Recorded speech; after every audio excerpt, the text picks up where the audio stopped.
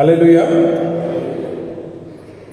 प्रियो, आज पुनरुत्थान पर्व के पहले का 7वां रविवार है और आज का विषय है, यह परमेश्वर की इच्छा है कि सब लोगों का उद्धार हो। ये परमेश्वर की इच्छा है कि सब लोगों का उद्धार हो। अखिल मानव जातीचे तारण व्हावे ही देवाची इच्छा है।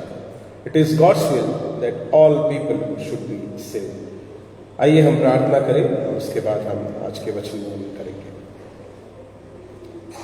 सर्वशक्तिमान जीवते परमेश्वर यहोवा, हम आपको धन्यवाद देते हैं, आपके नाम की स्तुति करते हैं।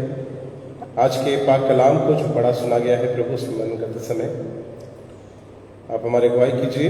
बोलने वाले आपके दास के होठों को स्पर्श कीजिए प्रभु जी। यीशु नासरी के नाम से मांगते, सुनने से बड़ी दया से ग्रहण कीजिए।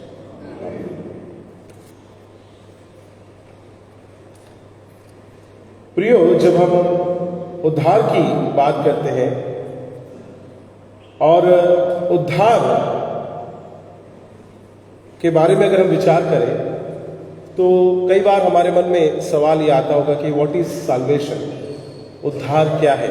क्या उनका उद्धार होगा या उन लोगों का क्या होगा जिन लोगों ने अब तक सुसमाचार नहीं सुना? कई बार हो सकता है कि ऐसे प्रश्न हमारे मनों में आए।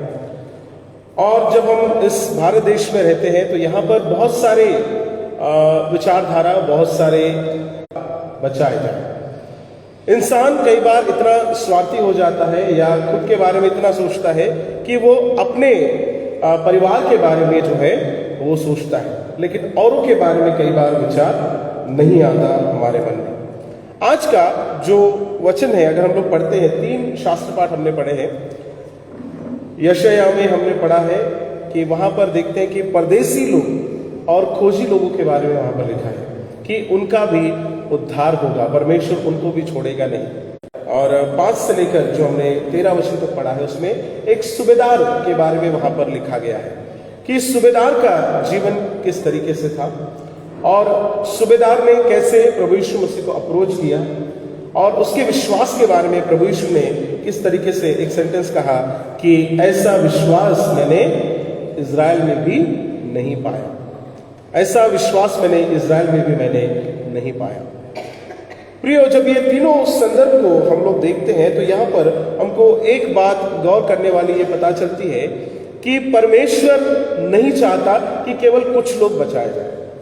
इन गॉड्स ओरिजिनल प्लान या परमेश्वर का जो प्लान है उसमें परमेश्वर ने कभी नहीं चाहा कि लोगों में भेदभाव करें या परमेश्वर कभी नहीं चाहता कि किसी का नाश हो। इसलिए हम लोग जब यूहन्ना 3:16 पढ़ते तो वहां क्या लिखा है? देवाने जगावर एवढी प्रीति केली, किस पर किया? परमेश्वर ने संसार से ऐसा प्रेम किया। और उसमें आगे में क्या कहता है? पूरा वचन बोलिए।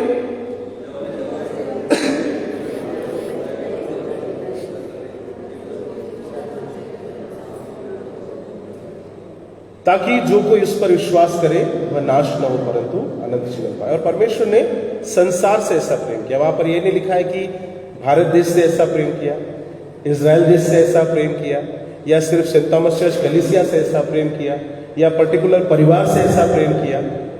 नहीं, परमेश्वर का वचन कहीं पर भी भेदभाव नहीं करता। परमेश्वर का वचन कहता है कि परमेश्वर ने संसार से प्रेम किया और पूरे संसार के लिए उसने अपने इकलौते बेटे को दे दिया। और जो कोई विश्वास करेगा वह नाश नहीं होगा परंतु उसको अनंत जीवन उसे मिलेगा। आज के वचन में हम लोग यही देखने वाले हैं कि परमेश्वर चाहता है कि सारे संसार का उद्धार हो और हर कोई बचाया जाए, लेकिन हर किसी को परमेश्वर ने चॉइस दी है, फ्री विल हर किसी को दिया है। आप मान लीजिए कि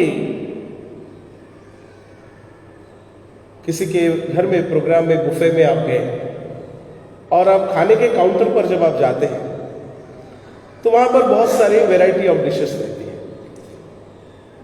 तब आप लोग क्या करते हैं? पहले सर्वे करके आते हैं, फिर क्या करते हैं आप लोग? चॉइस है ना, उसमें से आप देखते हैं कि आपको फिश खाना है, प्रॉन्स खाना है, चिकन खाना है, मटन खाना है, या वेज खाना है, या दाल खाना है.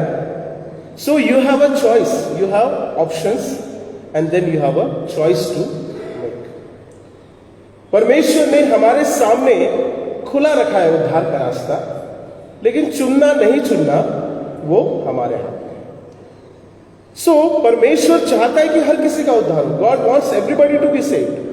लेकिन उसने मनुष्य को एक चॉइस दी है, एक फ्री विल दिया है कि वो अपने रास्ते को या अपने जीवन के या अपने भविष्य को वो तय करे. आज का जो वचन है उसमें अगर हम लोग देखते हैं, ये सूबेदार का विश्वास के ऊपर हम लोग देख रहे हैं. सूबेदार के बारे में थोड़ा सा हम लोग जानने की कोशिश करेंगे और इसके जीवन से कुछ सीखने की हम कोशिश करेंगे कि कैसे परमेश्वर चाहता है कि हर किसी का उद्धार हो. सूबेदार ये जो व्यक्ति था, ये मसीही या फिर यहूदी व्यक्ति ये नहीं था. उसके बारे में दो जगह पर हम लोग देखते हैं. मत्ती उसका 8वां अध्याय 5 से 13 वचन में देखने को मिलता है, और दूसरी जगह पर भी इसका वर्णन किया है लूका रचित सुसमाचार उसका 7वां अध्याय 1 से लेकर 10 वचन में हमको सूबेदार के बारे में देखने को मिलता है. अगर हम सूबेदार की बात करें तो आपको क्या लगता है, ये कौन से रैंक का मनुष्य सूबेदार, यानी क्या है इसकी विशेषता? अथॉरिटी है और एक सूबे का इंचार्ज. ठीक है, सूबेदार मतलब एक सूबे का इंचार्ज. अब ये सूबा क्या है?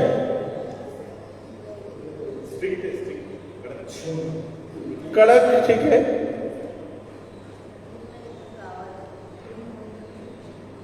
गांव का नहीं है इंचार्ज, लेकिन मैं आपको बताना चाहूंगा इसके लिए इंग्लिश में शब्द इस्तेमाल हुआ सेंचुरियन. क्रिकेट आप लोग जानते हैं, क्रिकेट में 100 रन बनाने के बाद हम क्या बोलते हैं? क्या बोलते हैं? सेंचुरी हम लोग बोलते हैं. और इस व्यक्ति को क्या कहा गया? सेंचुरियन, यानी 100 लोगों के ऊपर में अधिकार. सिंपली मैं आपको समझा रहा हूं कि जिससे आप समझ सकें. तो ये हिंदी में उसका ट्रांसलेशन सूबेदार करके हुआ है. और सेंचुरियन का मतलब यह है कि उसके हाथ के नीचे 100 सिपाही काम करते हैं. रोमी सेना का ये सूबेदार था. He was an army man. एक आर्मी का वो लीडर था, उसके एक बटालियन थी, यानी 100 सिपाही उसके हाथ के नीचे काम करते थे. जो रोमी सेना थी वो टुकड़ियों में बटी थी, यानी अलग अलग. जैसे हमारे इंडियन आर्मी में भी हम लोग देखते हैं, गोरखा रेजिमेंट हम देखते हैं, ये रेजिमेंट देखते हैं, पंजाब रेजिमेंट देखते हैं. उस तरीके से इनका भी टुकड़ियों में ये बटी हुई थी. और उसमें 100 जो लोग थे यहाँ पर इस सूबेदार के अंडर में थे. तो ये एक अच्छा अथॉरिटी वाला व्यक्ति था, एक अच्छा अधिकारी था, उसका रोब था, और वो रोमी सेना का अधिकारी था. प्रियो, जब हम उद्धार की बात करते हैं तो हम जब कहते हैं कि औरों का उद्धार, या फिर परमेश्वर केवल मसीहियों को या फिर हम कुछ लोगों को बचाने के लिए नहीं आया, परंतु जब वो सबके लिए आया है, या केवल यहूदियों के लिए प्रभु यीशु मसीह नहीं आया परंतु पूरे संसार के लिए आया, तो यहां पर हम ये बात देखते हैं कि ये जो व्यक्ति है इसका विश्वास सामाजिक दायरे को पार करके हम देख सकते हैं. ये अपने सामाजिक दायरे से बाहर आकर इसने प्रभु को स्वीकार किया, या प्रभु के वचन को उसने स्वीकार किया. He moved beyond his social boundaries. जो सामाजिक दायरे थे, वो कौन से समाज का व्यक्ति था? रोमी व्यक्ति था. वो अन्य जाति था. उसके हाथ के नीचे सैकड़ों लोग काम करने वाले हैं. और वहां पे आगे में वर्णन वहां पे देखते हैं हम लोग. 9वां वचन अगर आप पढ़ते हैं, पढ़िए, उसमें उसका पूरा लाइफ उसका वहां पर दिखता है. 9वां वचन पढ़िए कोई.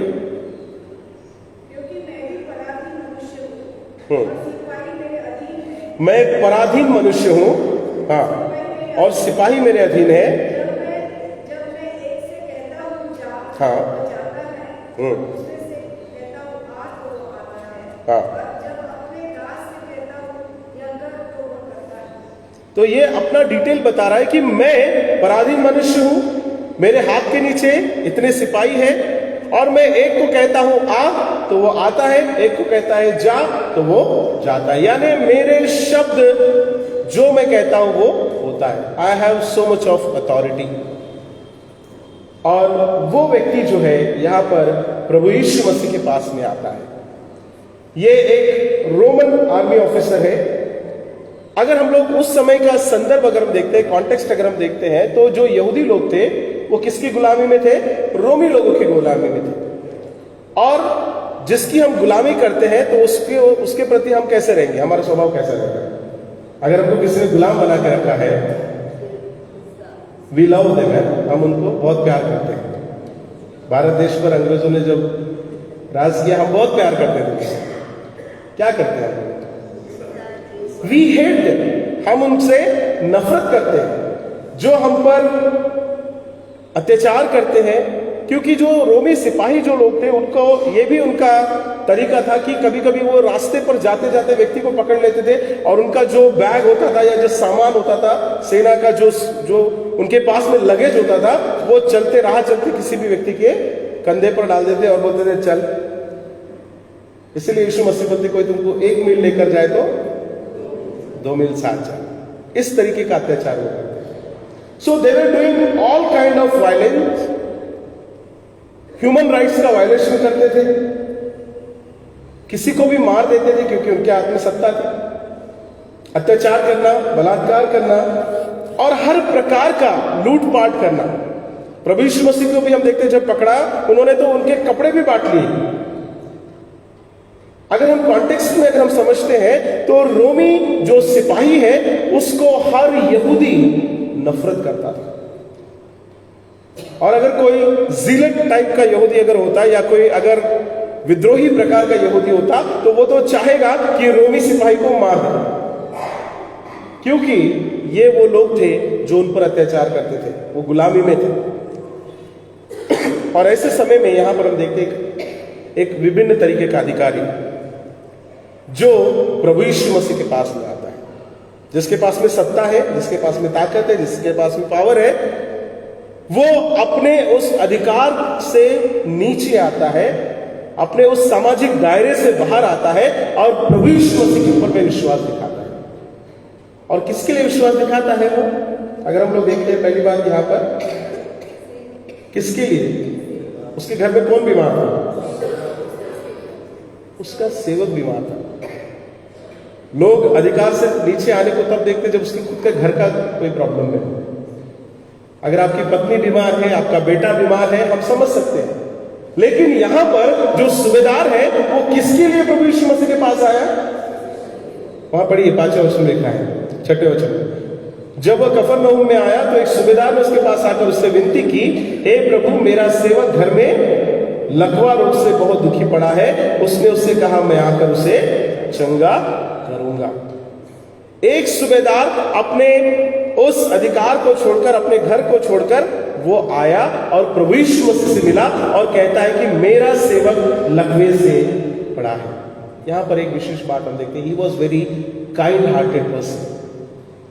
जबकि रोमी सेना और रोमी जो साम्राज्य के लोग थे, अधिकार में थे, पावर में थे, तो घमंड बहुत ज्यादा था। लेकिन एक व्यक्ति जो काइंड हार्टेड है, जो हृदय उसका दयालु है, और वो अपने सेवक के लिए प्रभु यीशु मसीह के पास आता है और प्रभु यीशु मसीह से क्या करता है?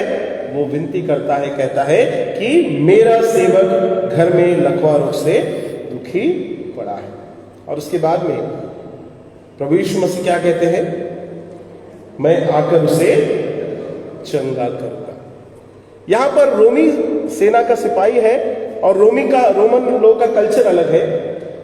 वो अधिकारी था, वो ऑर्डर कर सकता था प्रभु यीशु मसीह को कि तुम घर पे आओ और आके क्या करो? चंगाई दो, है ना। हम लोग आजकल थोड़ा बहुत अथॉरिटी में है तो हमारे किसी के ऊपर बॉस बनने की कोशिश करते हैं। लेकिन यहां पर हम लोग देखते हैं कि वो जो सूबेदार है उसने ऑर्डर नहीं किया। उसके हाथ के नीचे तो 100 लोग थे, वो हर किसी को ऑर्डर कर सकता था। प्रभु यीशु मसीह को भी समन भेज सकता था कि तुमको आकर मिलना है मुझे, लेकिन उसने ऐसा नहीं किया। अच्छा, वो जाकर जब कहता है तो प्रभु यीशु मसीह उसको क्या कहते हैं? प्रभु यीशु मसीह का जवाब क्या है 7वें वचन में? मैं आकर उसे, प्रभु यीशु मसीह में वो सामर्थ्य लेकिन रियली उसका फेथ कितना है, उसका विश्वास कैसा है, प्रभु यीशु मसीह वहां पर चेक करना चाहते हैं, टेस्ट करना चाहते हैं, और इसलिए उससे कहते हैं कि मैं आकर चंगा करूंगा। क्योंकि ये व्यक्ति एक अधिकारी है, और अधिकारी लोग कभी भी खुद होकर नहीं जाते, वो चाहते कि दूसरे हमारे पास आए। तो प्रभु यीशु ने सोचा कि कहीं वो एटीट्यूड इसके अंदर है तो नहीं, ये चाहता तो नहीं कि मैं जाऊं। फिर प्रभु यीशु से पूछते हैं कि क्या मैं आकर उसको चंगा करूं। तब वो क्या कहता है, वो कहता है कि प्रभु तू मेरे घर में आने की जरूरत नहीं है, तू तो यहूदियों में रब्बी तू कहलाता है, तू गुरु है, और गुरु का मेरे घर में आने योग्य मैं नहीं हूं, कि मैं ऐसा योग्य नहीं हूं कि मैं तुझे अपने छत के नीचे भी लेकर आऊं। मेरी छत ऐसी नहीं है, मैं इस योग्य नहीं हूं। एक ऑफिसर रेंज का व्यक्ति वो अपने आप को इतना हम्बल कहता है, और कहता है कि ये तो हमको लगता है कि हमसे बड़ा कोई नहीं है, लेकिन नम्र बनना बहुत जरूरी है। यहां पर हम लोग पहली बात हम देखते हैं कि वो अपने सेवक के प्रति दयालु था। दूसरी बात हम देखते हैं कि उसने अपने आप को नम्र किया, और तीसरी बात हम देखते हैं कि he was well known about the local culture, जो वहां की सभ्यता है उसको वो जानता था। यहूदी लोगों की सभ्यता क्या है उसको वो जानता था। वो जानता था कि एक रब्बी के पास मुझे जाना है, एक प्रभु यीशु मसीह के पास जब मुझे जाना है तो मुझे खुद होकर वहां पर जाना पड़ेगा, क्योंकि वो गुरु है और गुरु के पास मुझे जाना, जो उसको जाने नहीं दे सकता था, लेकिन वो सब दायरों को तोड़कर वो प्रभु यीशु मसीह से मिलने गया। और उसके बाद में क्या हुआ, फिर दूसरी बात हम लोग देखते हैं कि इसका जो विश्वास थे या जो गुलाम होते थे उस समय में, तो गुलाम was considered as a thing और अ कमोडिटी, एक सामान की तरह उनका व्यवहार होता था। गुलाम को अपनी बात कहने का अधिकार नहीं था, गुलाम को अपनी आवाज रखने का अधिकार नहीं था, गुलाम अपनी मर्जी से कुछ नहीं करता था, गुलाम को खरीदा जाता था और बेचा जाता था, तो उसका कोई हक नहीं है। अगर हम पुराने नियम में देखते हैं, जैसे यूसुफ पोतीफर के घर में वो एक गुलाम सूबेदार उसके लिए चलकर जाता है प्रभु यीशु से मिलने के लिए। हम इससे क्या सीख सकते हैं? हाउ वी ट्रीट पीपल, हम लोगों से कैसा व्यवहार करते हैं। आपके घर में जो काम करते हैं उनके साथ आपका व्यवहार कैसा है? बीइंग अ क्रिश्चियन, मसीही आप लोग हैं, आपके हाथ के नीचे काम करने वाले लोगों के साथ आपका व्यवहार कैसा है? आपके कोलिग के साथ आपका व्यवहार कैसा है? उसकी भाषा से समझ में आता है कि वो कैसा व्यक्ति है। How you treat other people, आप अपने नीचे के तबके के लोगों से कैसा व्यवहार करते हैं।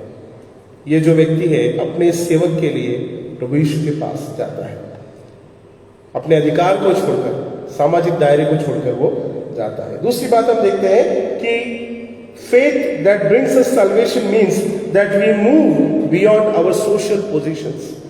सामाजिक दायरे से भी बाहर आना है और सामाजिक पद से भी आपको बाहर आना है। आपका जो स्टेटस है, आपका जो अधिकार है, उससे भी आपको बाहर आना है।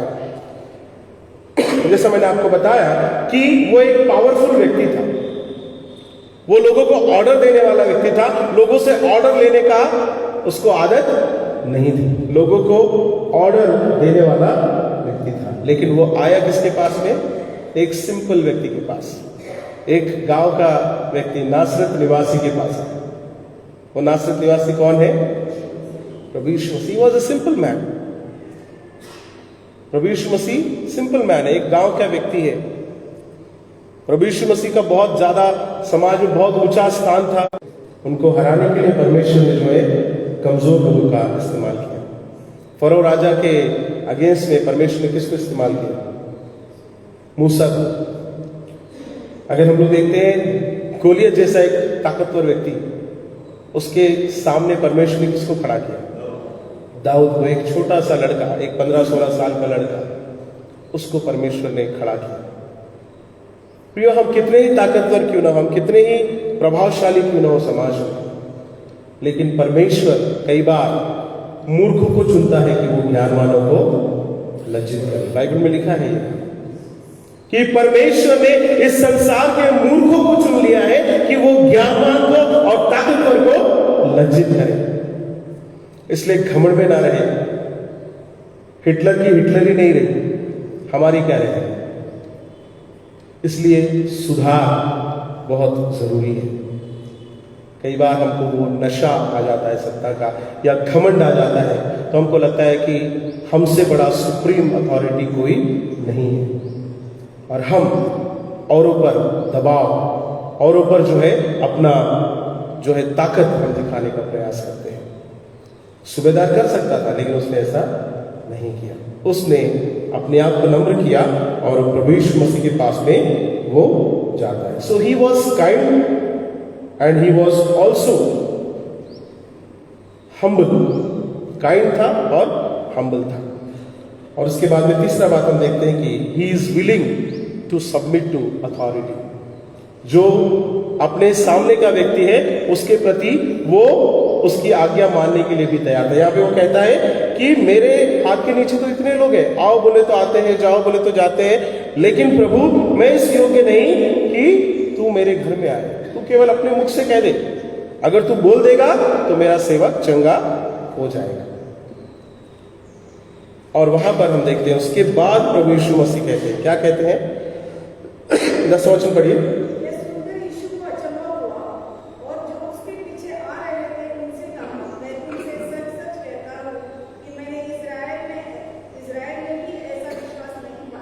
हाँ, देखिए यहां पर लिखा है कि यीशु मसीह उनसे कहते हैं, मैं तुमसे सच कहता हूं मैंने इज़राइल में भी ऐसा विश्वास नहीं पाया। जब उस सूबेदार ने ये 2 बातें की, उसके बाद प्रभु कहता है कि मैंने इज़राइल में भी ऐसा विश्वास नहीं पाया। इज़राइल के लोग भी कभी उन्होंने मुझे आकर नहीं कहा कि प्रभु तू कह दे तो हो जाएगा, मेरे घर में तुझे आने की आवश्यकता नहीं है। इज़राइलियों में भी ऐसा विश्वास मैंने नहीं देखा। कई बार सालों साल से क्रिश्चियन है लोग, पूर्वजों से मसीह है लोग, लेकिन उनके अंदर में विश्वास नहीं देखने को मिलता। लेकिन जो नॉन क्रिश्चियन लोग हैं उनके अंदर में उतनी भक्ति और विश्वास होता है। जब वो परमेश्वर के भवन में आते हैं, श्रद्धा के साथ आते हैं। कभी भूले भटके भी अगर वो आ जाए तो humbly they behave in the church. और हम लोग क्या करते रहते हैं? वचन चलते रहता है तो अंदर बार जाते रहते हैं। विश्वासी लोग हैं, मसीह लोग हैं। How much reverence to be have for परमेश्वर के लिए हमारे अंदर में कितना विश्वास है और कितना हम प्रभु में यकीन करते हैं या उसका भय हम मानते हैं। कई बार ऐसा हो जाता है, हमको ऐसा लगता है कई बार कि कितना भी वचन बताओ तो फायदा लोगों में नहीं पहुंचता। बहुत सारे लोगों को ऐसा है कि वो उल्टे घड़े पर पानी डाले ना, क्या होता है? उल्टे घड़े पर पानी डालने से अंदर जाता पानी पूरा, वो बाहर ही चला जाता। कई बार ऐसा लगता है कि हम पत्थरों को वचन सुना रहे हैं या पत्थरों को हम बता रहे हैं। अन्य लोगों में विश्वास और आपका विश्वास आप कंपेयर करके देखिए। अन्य जाति के जो लोग हैं, कई बार हम उनको बोलते हैं कि अरे वो तो नॉन क्रिश्चियन है, वो गैर मसीह है। हम लोग कई बार ऐसा लगता है कि हम बहुत हायर कास्ट है और वो लोअर कास्ट है, हम सुप्रीम है और वो ऐसे। हम कई बार लोगों से जब बात करते हैं तो कंपैरिजन करते हैं, वो तो गैर मसीह है। जैसे आपको बहुत बड़ा रिजर्वेशन का कोटा मिल गया और आपको बिल्कुल स्पेशल टिकट मिल गई हेवन की। नहीं, उनके विश्वास को देखिए। कई बार उनको भले ही सच्चे परमेश्वर के बारे में शायद जानकारी ना हो, लेकिन उनकी श्रद्धा आप देखिए। जब वो मंदिर जाते हैं, सुबह उठेंगे, नहाएंगे और नंगे पैर वो जाते हैं। कई बार आपने गौर भी किया होगा कि रास्ते से चलते चलते भी, मैं जब अकोला में था तो चर्च बिल्कुल रोड पे था। एक व्यक्ति हर रोज सुबह आता था, वो हालांकि क्रिश्चियन नहीं था, लेकिन वो वहां पर बिल्कुल दरवाजे के सामने रुकता और ऐसा करके हाथ जोड़ता और थोड़ी देर वहां पर मौन प्रार्थना करता और वो चल जाता। हर रोज का उसका था। क्या वो श्रद्धा हमारे अंदर है? क्या वो विश्वास हमारे अंदर है? और हम लोग बोलते हैं कि हम सबको क्या मिला है? उद्धार मिला है, हम सब प्रभु के बच्चे हैं करके हम लोग कहते हैं। लेकिन हमारे अंदर में वो विश्वास, हमारे अंदर में वो बदलाव देखने को नहीं मिलता। परमेश्वर चाहता है कि हर किसी का उद्धार हो। परमेश्वर ये नहीं चाहता कि किसी का नाश हो या किसी का नुकसान हो। लेकिन क्या उनके जैसी श्रद्धा, उनके जैसा विश्वास हमारे अंदर है? कई बार हम उनको नफरत की निगाहों से देखते हैं औरों को। हम जब भारत देश में ऐसी संस्कृति में रहते हैं जहां हमारे चारों तरफ अलग अलग समाज के लोग हैं, अलग अलग धर्म के लोग हैं, तो एक मसीह होने के नाते हम उनको कैसे प्रेम का मैसेज हम दे सकते हैं? हम अगर हेट करेंगे, हम कई बार उनको जब सुसमाचार भी बताते हैं, हम बोलते हैं कि तुम लोग मूर्ति पूजा करते हैं, तुम लोग फलाना करते हैं, तुम ढिमकाना करते हैं, हम उनका पूरा चीरफाड़ कर देते हैं। उनकी 10 बुराइयां गिनाने के लिए हम लोग तैयार होते हैं। उनकी बुराइयां गिनाना नहीं है, हमको क्या करना है कि हम हमारे अंदर क्या अच्छा है वो बताओ। आपका गुडनेस क्या है? व्हाट क्राइस्ट टॉट यू, आपको प्रभु ने क्या सिखाया है? बाइबल में कितने गॉस्पेल्स हैं? कितने गॉस्पेल्स हैं? एक ही जन जवाब दिए, 2 जन नहीं जवाब। अलग अलग बाइबल तो नहीं है आप लोगों के पास? 4 ही है ना? कौन कौन से गॉस्पेल्स हैं? अच्छी बात है, इतना तो हम जानते हैं। Very good. आपका जो लाइफ है, it is the 5th gospel. आपका जीवन जो है वो 5वां गॉस्पेल है। वो 4 गॉस्पेल जो लिखे गए हैं, your life is a living gospel. आप उसके द्वारा आप लोगों को जीत सकते हैं। प्रियो, वचन कहता है, देवाची इच्छा है कि अखिल मानव जाति से ताल्लुक है। हम क्या कर रहे हैं? क्या उस सूबेदार की तरह हमारा विश्वास है कि प्रभु तू कह दे तो हो जाएगा? इतना विश्वास है क्या हमारे पास कि हमको हमारे बैंक बैलेंस पर विश्वास है, कि हमको लगता है कि अभी तुरंत हम भागेंगे डॉक्टर के पास में सब हो जाएगा, हमारे पास इंश्योरेंस है, हेल्थ इंश्योरेंस है? वचन कहता है किसी को रथों का भरोसा है, किसी को घोड़ों का भरोसा है, लेकिन हम केवल यहोवा पर विश्वास करें। हमारा विश्वास कैसा है? आज का वचन हमको यही सिखाता है कि उद्धार पाना है तो विश्वास होना जरूरी, और विश्वास इस सूबेदार की तरह। और खुद के लिए नहीं कर रहा है, अपने नौकर के लिए, अपने सेवक के लिए उस हद तक जा रहा है, अपने पद को छोड़कर, अपने घमंड को छोड़कर, अपनी ताकत को छोड़कर वो नम्र बन रहा है। क्या हम अपने उस घमंड को त्याग सकते हैं? क्या हम अपने अंदर में वो नम्रता ला सकते हैं? नहीं तो फिर हमको सवाल ये होगा कि हमारा उद्धार हुआ या नहीं हुआ। क्योंकि वचन में ये भी लिखा है, आगे में पढ़ेंगे उसी अध्याय में लिखा है, 11-12 वचन को भी पढ़ लीजिए एक बार, आखिरी पढ़ के हम खत्म करेंगे।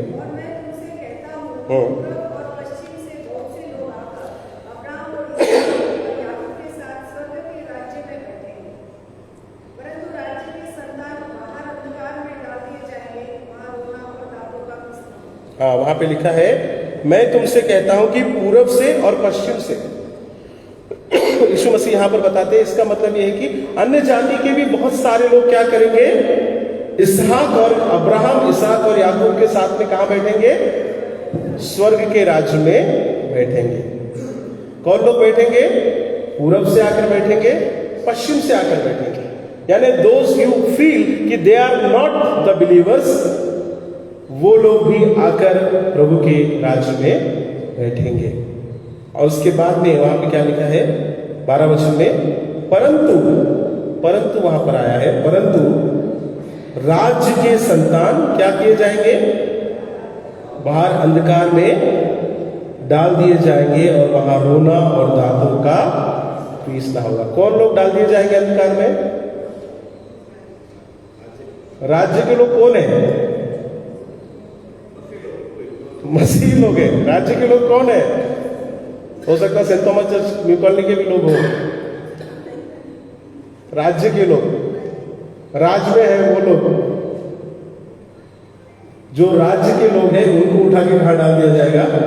अंधकार में डाल दिया, क्योंकि बदलाव नहीं है। वचन सुनते रहे लेकिन बदलाव नहीं है। So heaven will be a place of many surprises. जो स्वर्ग होगा वहां पर आपको बड़ा आश्चर्य होगा। कि जिसको सोचा था ये स्वर्ग में मिलेगा वो आपको अरे ये तो हर संडे आता था, ये तो जोर जोर से गाना गाता था, ताली बजाता था, लंबी लंबी प्रार्थना करता था, पर कहां पड़ा है? वेरी शॉकिंग हो सकता है, क्योंकि आप कैसे हो ये आप जानते हो और परमेश्वर जानता है। आप दिखावा कितना कर रहे हो ये भी परमेश्वर जानता है। So it is a place of surprise और शॉक्स बोल सकते हैं उसको, क्योंकि राज्य के लोग अंधकार में हैं और पूर्व और पश्चिम के लोग स्वर्ग राज्य में हैं। तो प्रिय, हम लोगों को टिकट नहीं मिला या वीजा नहीं मिला कि हम जाएंगे गारंटी, क्योंकि जब तक जीवन नहीं बदलेगा आपका कोई गारंटी नहीं है कि आप वहां जाओगे या नहीं जाओगे। इसलिए आज हमको सोचना है कि हमारा जीवन कैसा है, क्या हमने सच्चा उद्धार पाया है। प्रभु करे वचन सबके लिए आशीष का कारण बने। आमीन।